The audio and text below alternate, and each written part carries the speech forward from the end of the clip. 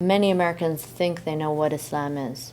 They think they know what Muslims believe, and they don't like it.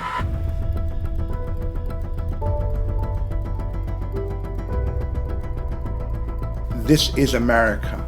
America is one nation under God with liberty and justice for all.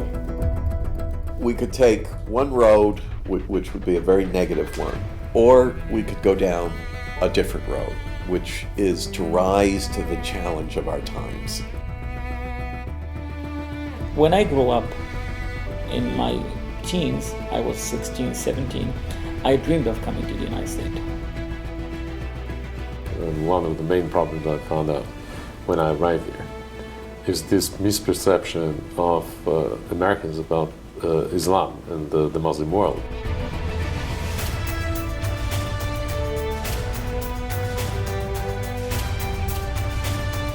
Pastor Terry Jones. Nobody, you've got a membership that is infinitesimal. When this incident took place, what Terry Jones shows is that there's a market out there. I think that a growing national hatred or fear of Muslims as a group is one of the most significant problems facing our country.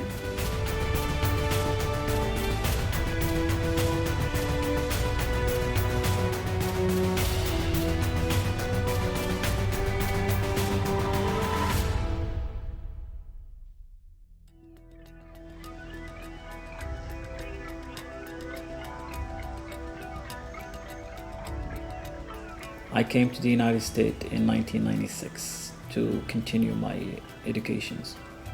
So I went to Radford University and I transferred to Washington, D.C. at University of District of Columbia, where I completed 5 years program for business administrations. Then I started a business that is part of a family business I extended here.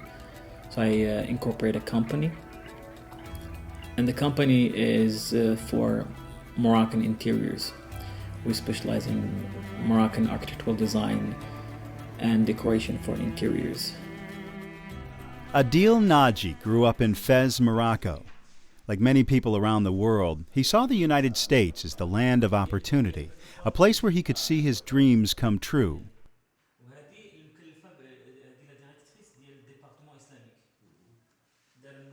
From 2001 to 2004, the number of immigrants coming from 22 Muslim countries declined by more than 1/3. For students, tourists, and others from these countries, numbers were down by more than 1/2. But in 2006, the numbers began to dramatically rise. My dream is to come to the United States because I knew that I can do better. That's where we call it the land of opportunity. We dream. Movies, they make us dream. Books, they make us dream. When you read the Constitution of the United States, it makes you feel that you have a hope. You can do it. You can live, you can prosper, and you can share in a land of opportunity. And that's the dream was for me. There were some hardships every now and then, but with what I saw in the United States, what I learned, it prepared me to be strong. My family has been doing the same trade for 7 generations, and the one that we recall and we have led on that he's been doing this is my great-great-grandfather. He passed away in 1900. And we don't know when he was born. Then his son was... I was in Arlington, Virginia, and woke up at 8 o'clock. Then I heard there was a terrorist attack. Turned on the TV.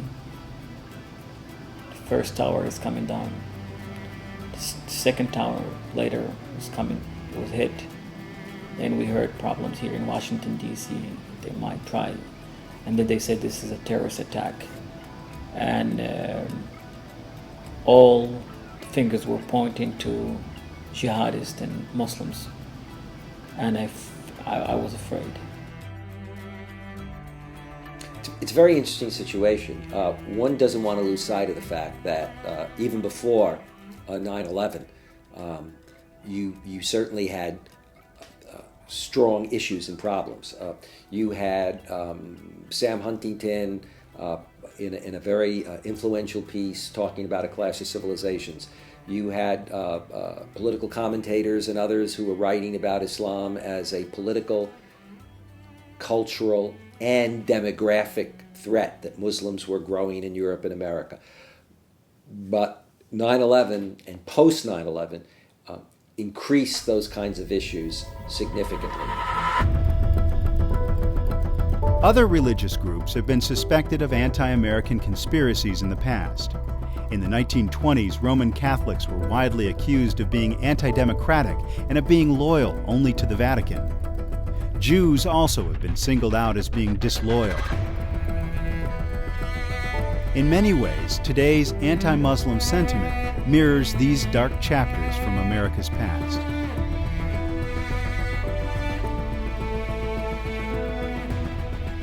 "9/11 affected me personally in a lot of ways. One was our very operation was threatened.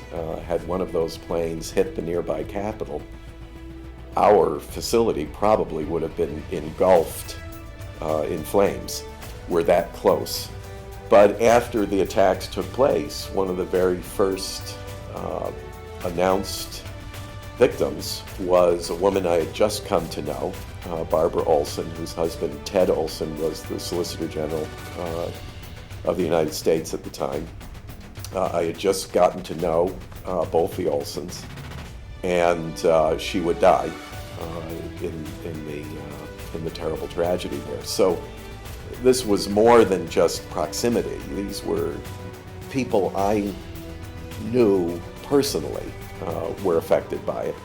And then I can recall my first flight out of a Washington, D.C. airport, and I travel frequently. I went to board the plane, and there was a problem with my seating, and I asked to speak to someone about it. They said, well, the individual said, you have to talk to Muhammad.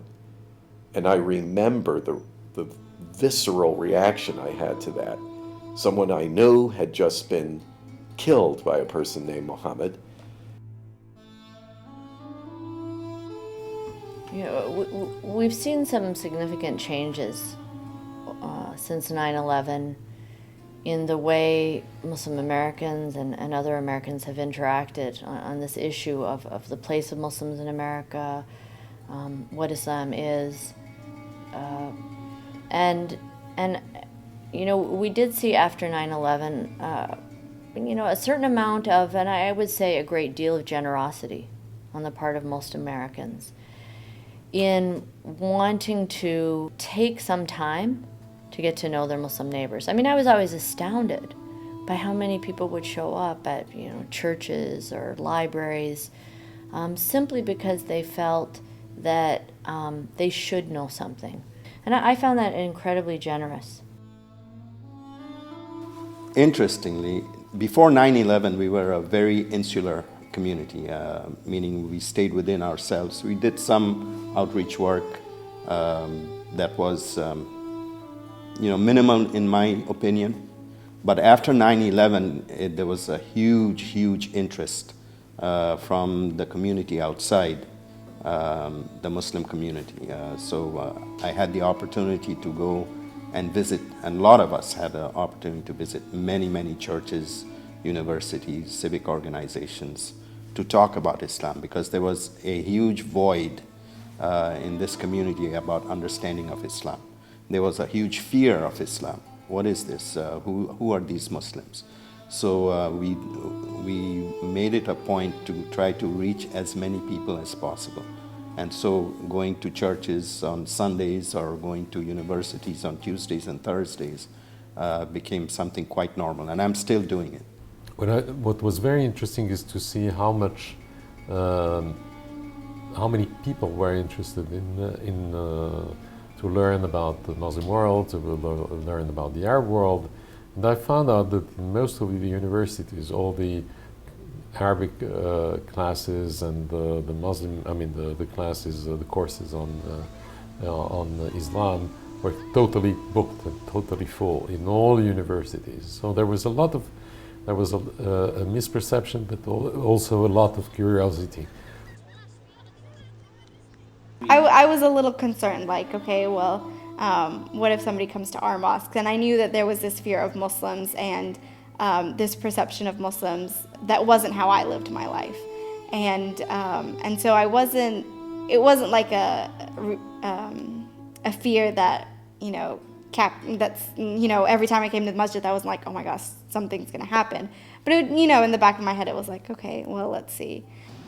It was terrifying to learn that there were new amendments in the Constitution proposed, and there were some bills, and they're about increasing the security, especially monitoring Muslims and the Islamophobia, especially in Washington, D.C., Virginia, Maryland, because that's where where most of the government, all the government are based here, and you are living in 10 miles from the White House or less. So it was a fear, and we had to work with that fear. There's no doubt there has been a great impact of the events on Islam and the way Muslims are and so on and so forth. But in general, I don't know if the effect has been as profound as we thought they were going to be once upon a time. I still see Muslims that engage in the community at large. As a result of that, I still see Muslims that are not. I see Muslims that are more outgoing and liberal. I see others that have gone into more of a reclusive situation where they say, no, I'm still not, I don't trust what's going on. I still see Muslims involved in politics more than they were. I see others that say, no, I don't think I even vote, and I don't think it makes any difference anyway because the agendas are there. The Muslim life after September 11 in America has changed in certain way to the positive, to the right direction, in certain way to the negative. Yes, there have been attacks on Muslims. There have been cases of vandalism of mosques. There have been actual harassments of Muslims, or people saying Muslims should not belong to America or do not belong to America. Muslims should move out. There have been cases of preventing Muslims from building mosques. These are real issues. In February 2008, an Islamic center in Columbia, Tennessee was burned by 3 white supremacists, later convicted and sentenced to 14 years in prison. This incident was not the first attack against a Muslim community in a decade in which some kind of attack occurred somewhere in the country nearly every week.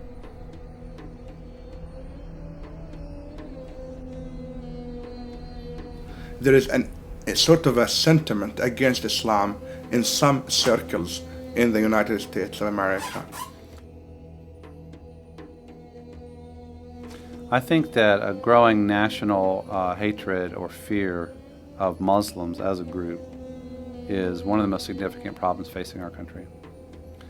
It is far easier to mistreat people who you are determined are, by definition, a threat to the nation.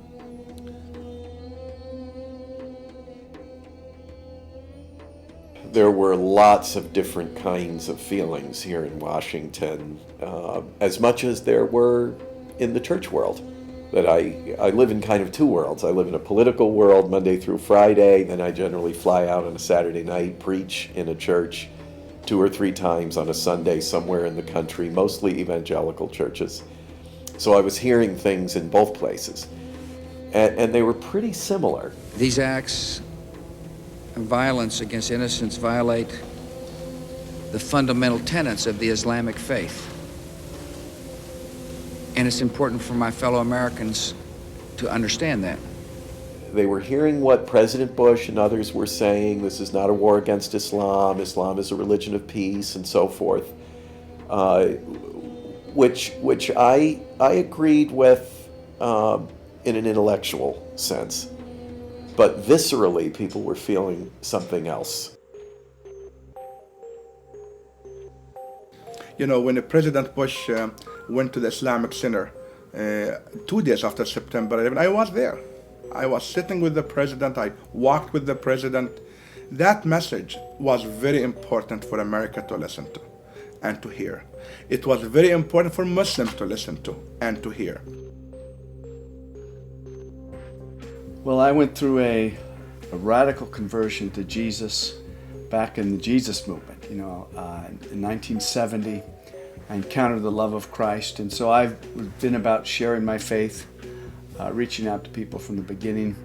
Eventually, God gave me a heart for Muslims, and in classical evangelical way, I was sharing my faith, pretty focused on just salvation, etc. I think the events of 9/11, as well as deeper reflection on what it means to follow Jesus and a look at a globalized world has caused me to really rethink the Great Commission in the 21st century, how we live that out, what it means to follow Jesus. And so I had to step down from that role and basically that orientation. Evangelicals have often seen conversion as the goal of any relationship with Muslims. Muslims, too, have wished that others would come to know and practice the beauty they find in their own faith. But one of the surprising developments in relations between Christians and Muslims in recent years is the recognition of the urgency of building friendships for friendship's sake. If you want to talk about the interfaith experience in this area, do you think it's positive, negative? Has it had some tough moments? I think it's pretty positive overall, especially in the Dearborn area. It's a very unique place. I just got here last September from northern Indiana, and it's unlike any place I've ever been. I've never been in a high concentration of Muslims before. Dearborn's 40%. Yeah. And I have never seen a group of religious leaders work together like they do here.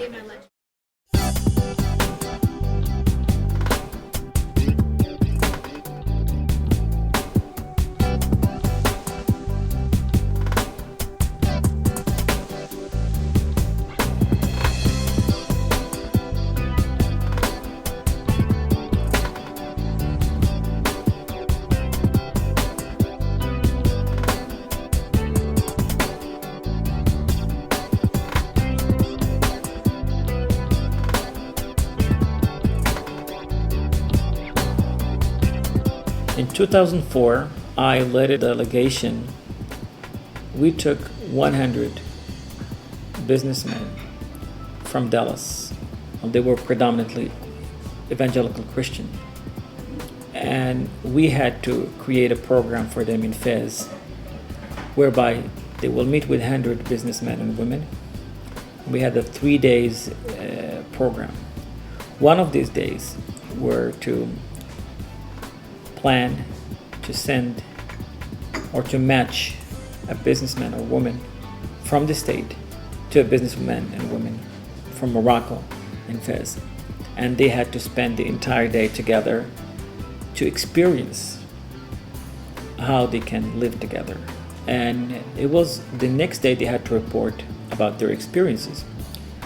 When you bring together two people who have complete different ideologies, different religious background, a different thinking, and you put them together, and in less than 24 hours, they start feeling like they're best friends. That was very, very touching. And when I see the tears in both Moroccans and Muslims and Christians, they said that we didn't know that Moroccans like that. We didn't know that we will be received in these people's houses, and we will be welcome to share food. In Morocco, we share food from the main plate. That means sense of unity. Families, they eat from one plate, and friends, they eat from one plate. So they experienced that as something very strange. They didn't have it before, and by the end of 7 days, That trip was one of the best trips they ever made because Muslim country was outside of the radar. And they felt that they were more welcome in Morocco.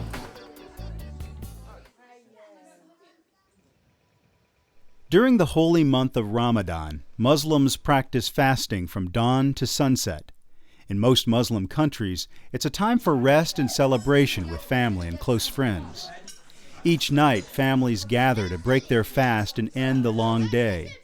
On special nights, such as the Night of Power, they begin a long night celebrating the revelation of the Quran to the Prophet Muhammad.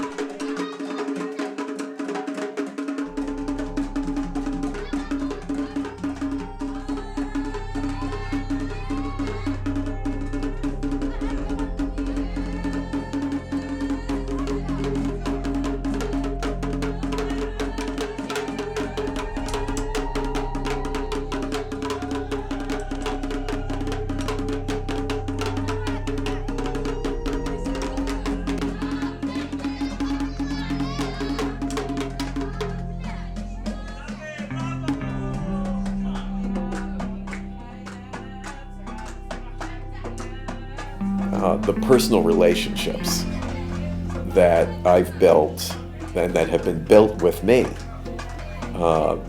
by and with Muslims has affected everything about my perception of Muslims and Islam, even Islam as a religion, that big. I've served on the board of the Institute on Religion and Public Policy for some time.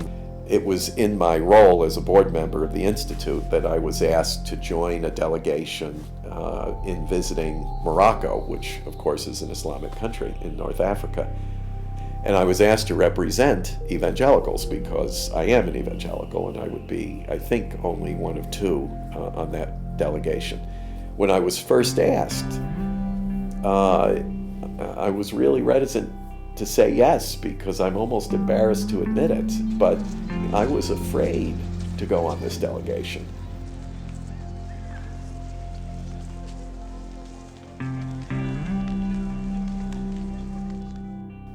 After hemming and hawing, I agreed to go. I went, and what I found in Morocco was the diametric opposite of what I feared. I was warmly received. After that, it would become even more personal because on a subsequent visit to that country, I would take my daughter, who a professional in her own right, a specialist in autism therapy, and she decided to stay in Morocco, specifically in the Sahara region, and teach there for a year. And after a year, to bring home a husband. And he's I love him as a son-in-law, and I enjoy him immensely, and he's become a very important part of our family. So now I say I'm married into a Muslim country. All his family is over there. So all those things have been more than game changers. They have been life changers for me. We bring together Christians and Muslims, churches and mosques, and we have what is called a Love Your Neighbor dinner. This is just one of many approaches we have to building bridges and getting Christians and Muslims together. The basic structure is the pastor shares about love of neighbor from a Christian perspective, the imam shares from an Islamic perspective. We have some Q&A and eat a meal together. In our case, first we went to a mosque, then they came to our church, and many churches are doing events like this. In our very first event, one of the Christians raised their hand and said, "Well, Imam Mahmoud, would you tell us, what can we do to work towards peace?" And his answer was revolutionary. He says, "Read the gospel and obey it." And I was stunned in a good sense in realizing, I've never met a Muslim that has not respected and honored a true follower of Jesus. When I was at Walmart one night, and this happened quite recently, this veteran in a wheelchair came up to me, and for a second I was kind of apprehensive, like, what does a war veteran have to say to me, if he's been overseas, or if, he thinks something, he might have a wrong perception of Muslims. And he came up to me and he said, I'm glad that you cover. And I was like, what? Because I couldn't hear him properly, and I was just shocked.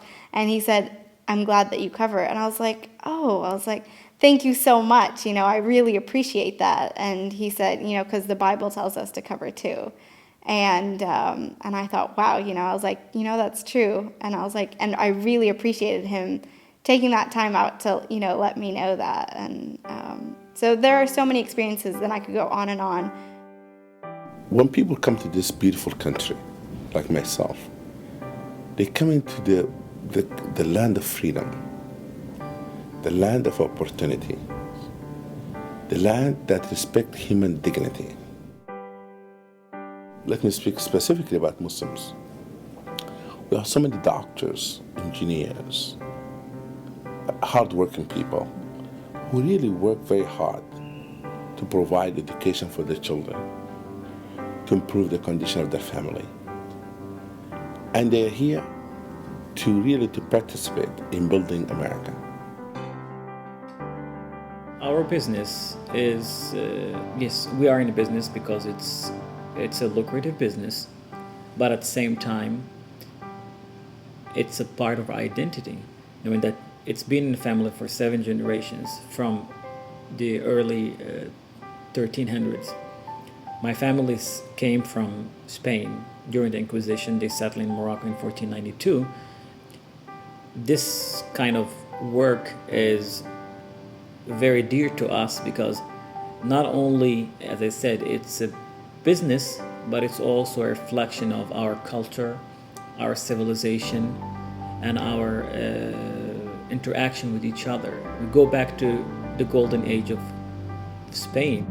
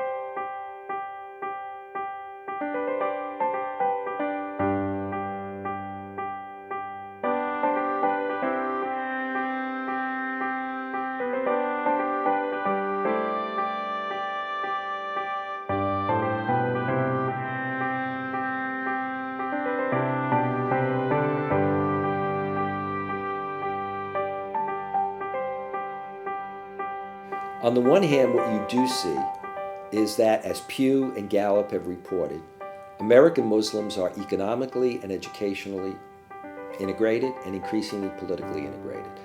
Educationally, American Muslims are second to American Jews, and particularly when you look astonishingly at American Muslim women. You have 57% of, over the years, at least 57% of Americans, when asked, what do you admire about Islam and Muslims, say nothing or I don't know.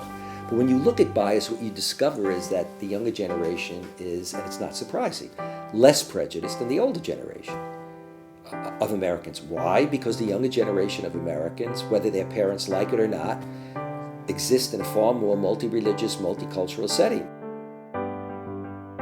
I think, the younger generation gets it. They have a real sense of a passion for justice and mercy, and a gospel that's much bigger than just words. A gospel is much bigger than just eternal salvation or trying to save someone's soul. So a holistic approach and peacemaking, and the challenge to love.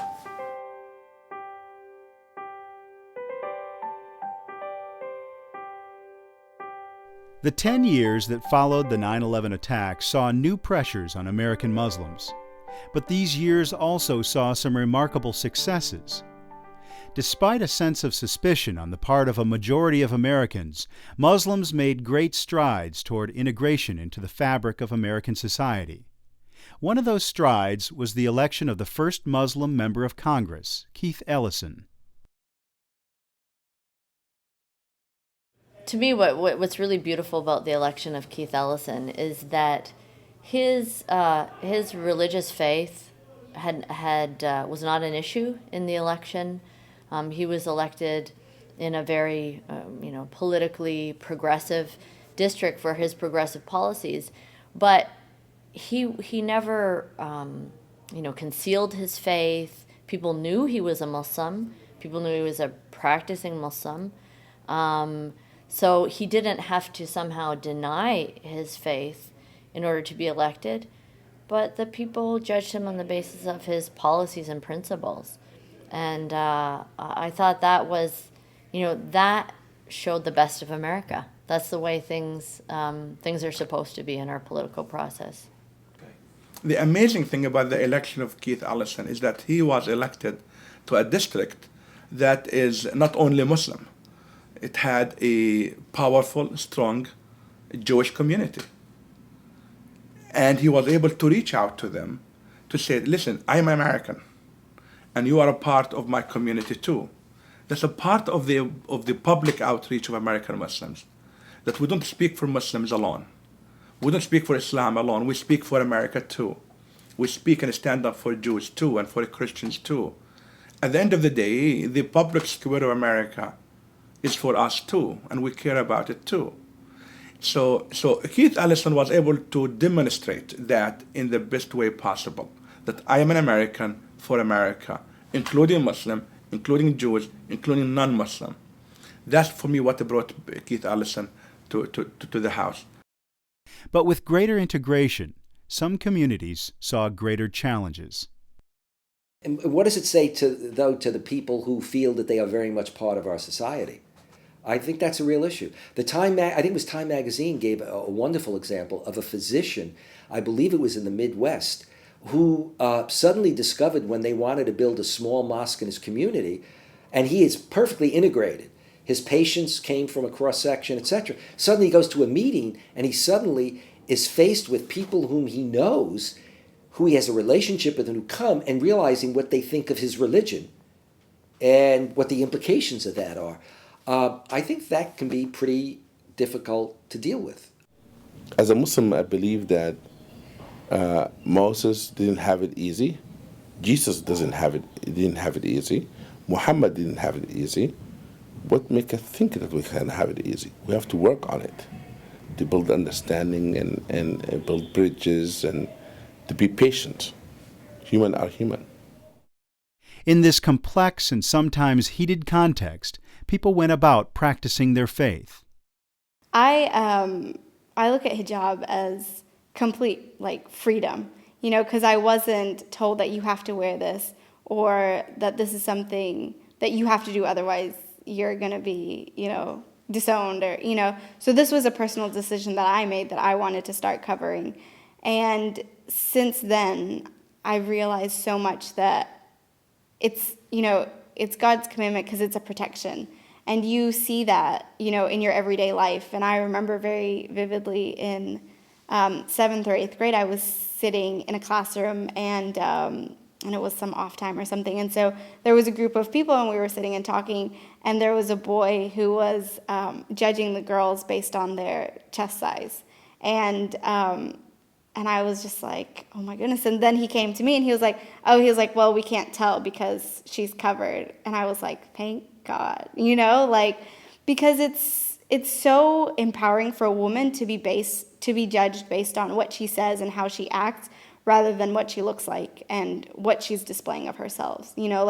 Since when was freedom defined by how little our clothes are?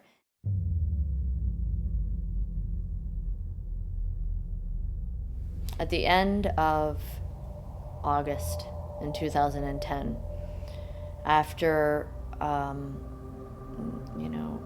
we'd gone through and we were going through this very vicious attack on the Muslims in New York who wanted to build a mosque there in Lower Manhattan. And then the news about the attempt to, or the desire to burn a Quran in Florida, other hate crimes, arson against mosques. I was starting to feel very, very down. Everybody paid attention to the Park 51 Muslim Community Center deal. Everybody paid attention to the ridiculous Terry Jones burning the Quran deal. I might say that the Murfreesboro Mosque thing strikes me as, in some ways, the most significant of all of them. Because this is just an average American community with enough Muslims that they want to build a mosque. Nothing especially symbolic about it, nothing particularly resonant about the location. Just a group of fellow Americans who want to build a worship center.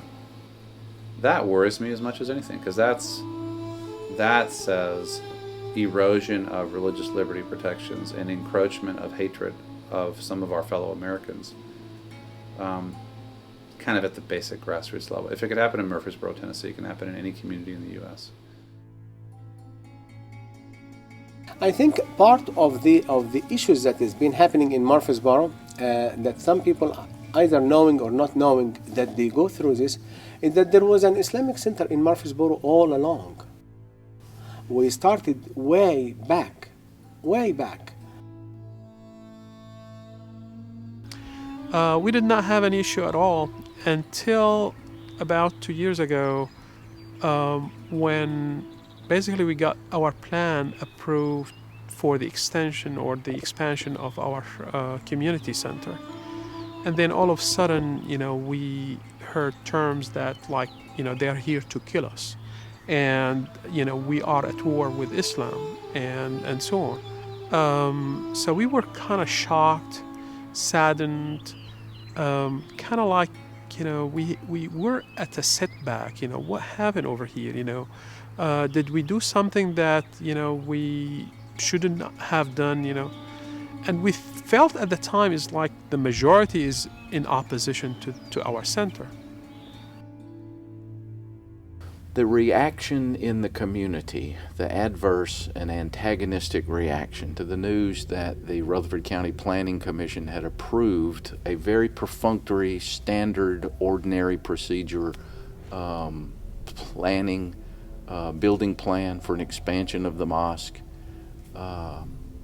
As a direct consequence of that, and the vehemence with which that reaction was being perpetuated and promulgated, I contacted the Islamic Center. And I'm fairly confident I was not the only lawyer, but I haven't asked, and offered my services on a pro bono basis to the extent that any should ever be required. Well, I was met with great gratitude and very quickly was called into service to assist the mosque and its board of directors in a number of fronts. The number and variety of complaints against the mosque and its efforts to expand were stunning. I don't know how all of this came to be, but a little nucleus of people, some with some money, began to, protest this situation, that they didn't meet the requirements and it wasn't properly advertised that they were going to have the meeting. And of course the officials, who are of all persuasions, were baffled at this protest. And then of course it grew to where there was there were letters and there were all kinds of things going on, and finally they had this huge march down East Main Street. There was some construction equipment owned by a private company, Big Earth Movers, that had been set on fire early on a Sunday morning. I happened to be out riding my motorcycle and rode by the site, and there were a number of people that were there, representatives of the Islamic Center, and I stopped to offer support to let them know that there was help available to them and that they weren't alone and that sort of thing. There happened to be some television news crews there. This was not an isolated incident, and unfortunately it was not the first incident at the site.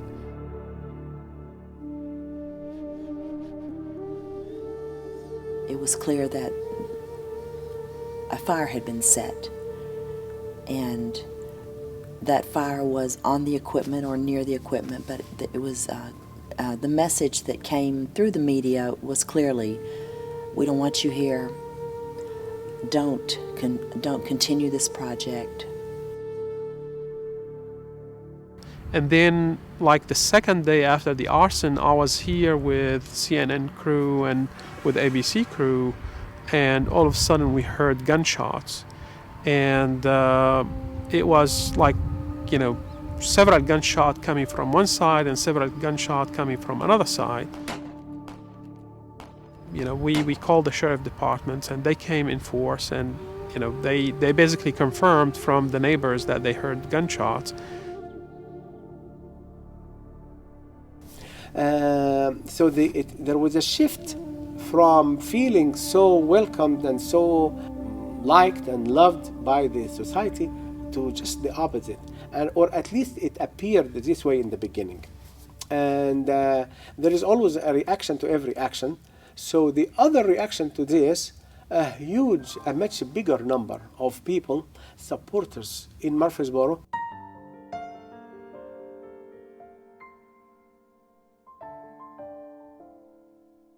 We had a prayer vigil at the courthouse. And as we came out, of course, there were some demonstrators against what we were doing. We weren't doing anything except just offering some prayer for the community and for things to work out peacefully and this and that. And there was a lady who was holding a sign that said, we don't want a mosque here. And I wanted to say, lady, how dumb can you be? You've had a mosque here for more than 20 years.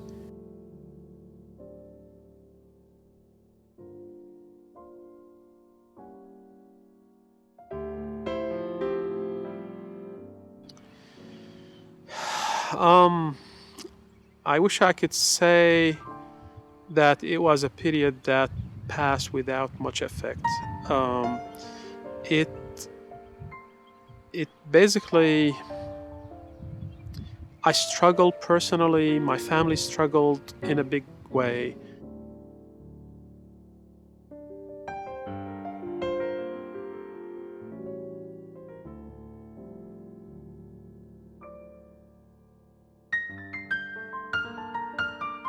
The people that I come in contact with professionally and personally, and I've had countless occasions in which people have said, thank you so much, John, for your letters to the newspaper, for your appearances on television, for your willingness to stand up for what's right. We just are aghast at how our Islamic community is being treated. My response to that is always, thank you very much, but I'm just one. Join me. If you are angry about this, let people know that you're angry.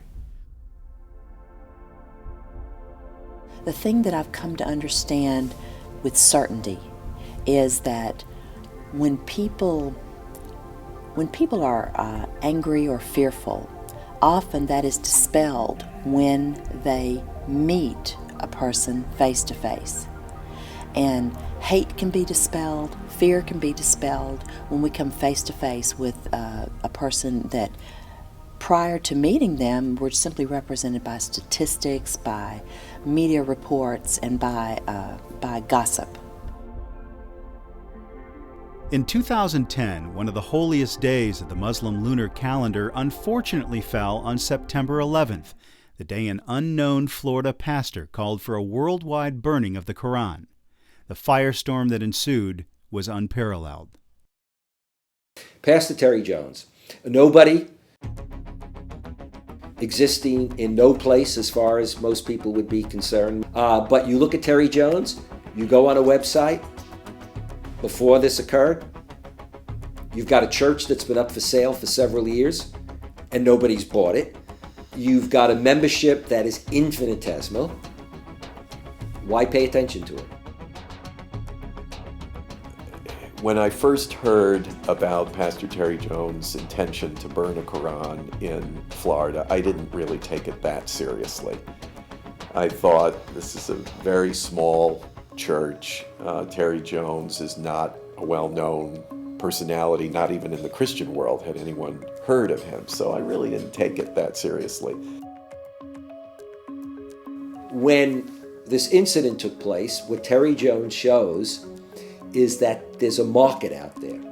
And if you capture that market, and if you give that quotable, you will get attention. So it doesn't matter that nobody is a minister, that you've got a church that amounts to nothing and is nowhere. But at the right time, you say you're going to commit a provocative action, and you can then get the Secretary of State, you can get the head of our armed forces at that time in Afghanistan, etc., to speak to you publicly, even offered a call, says something about where our society was. People in our government who were very alarmed about it, and mostly because of the dangers it presented to Americans living abroad. And I was asked by one person in particular, can't you do something about this? Well, you know, I'm a believer in what the Bible says. When it's in the power of your hand to do good, do it. Not an easy process, but we were able to make personal contact. He agreed to receive my colleague, friend, and I. I appealed to Pastor Jones. I told him the eyes of the world were on him, that he certainly had the attention of the Islamic world, and that he could use that platform to proclaim the Christian message by deciding not to burn the Quran, or he could proceed and likely burn that platform with the Quran. And in fact, it wasn't just one Quran, he had a pile of Qurans. And he said, you make a good case. And it was shortly after that that he announced he would not proceed with the burning of the Qurans. My colleague, friend, and I were both very concerned that he might relapse. So we asked him to surrender the Qurans to us. We took possession of them, brought them here to Washington, and we've been giving them to churches that pledge to actually engage in intentional friendship with the Muslim community. I was finishing my last term as president of the Islamic Society of North America. You know, I just spent 9 years almost as vice president and then president, devoting so much of my time. And I started to just feel that maybe we hadn't done much of anything. But then we were contacted by our friends, our Christian clergy, Jewish rabbis and leaders of that community who said, we are here to help you. And I'll never forget, the day in September when I stood in the National Press Club surrounded by dozens of these national faith leaders who were there to speak very passionately against the hatred and to speak very passionately for their love and their friendship for us and commitment. And then I realized that, that there was so much good, and that although the hateful people always have louder voices, that's true in every situation, we all know that these good people with their prayers and their devotion and their faithfulness would in the end be the ones who would have the long-term effect. I have the great fear that the story of bigotry, the story of hatred, the story of animosity to others is going to be taken by some to be the story of the real America, and it's not.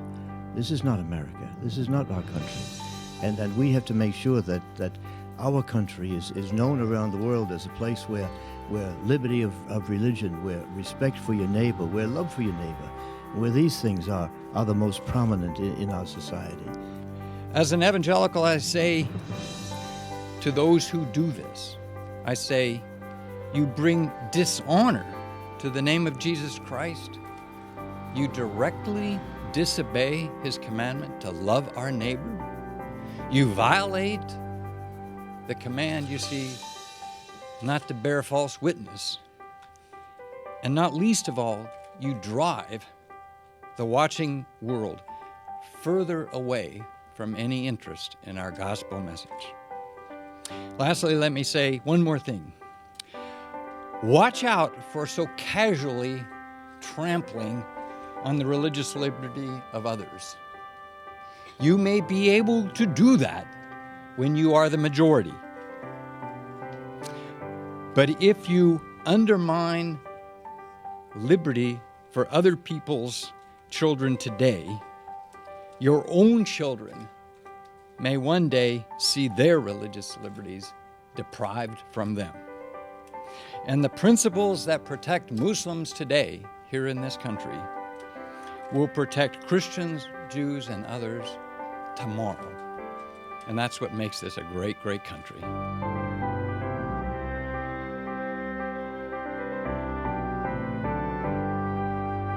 The end of Ramadan comes to Fez, Morocco, and all over the world. A new day begins with the hope that the future will be better than the past. We could take one road, which would be a very negative one, or we could go down a different road, which is to rise to the challenge of our times. But there's a way to rise above the conflict and contempt and fear and hatred.